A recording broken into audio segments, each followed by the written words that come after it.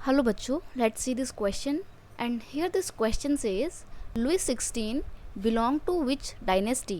Question आपसे बोल रहा है कि लुइस 16 जो कि फ्रांस के राजा थे वो कौन सी डायनेस्टी से बिलोंग करते थे, यानी कि कौन से राजघराने से उनका संबंध था।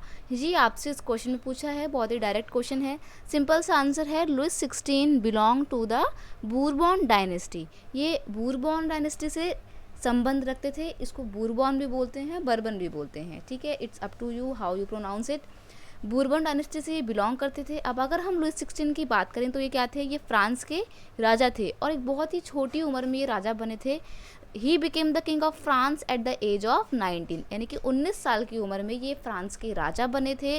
और जब ये राजा बने थे, he found an empty treasure, इनको एकदम खाली खजाना मिला था।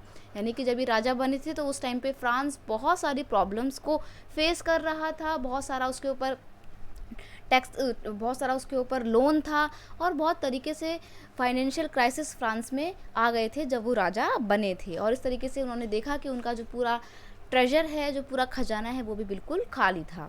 Louis 16 was the last king. अब देखिए, जब वो खाली खजाना पाते हैं तो वो लोगों के ऊपर बहुत ज़्यादा हैवी टैक्सेशन करते हैं। बहुत ज़्यादा हैवी टैक्स लगाने की वजह से जनता उनसे खुश नहीं होती है। फ्रांस में क्या हो जाती है, 1789 में रेवोल्यूशन हो जाती है और उसके बाद से डायनेस्टिक रूल ख़त्म हो जाता है। तो इसलिए कहते हैं कि Louis 16 was the last king of France.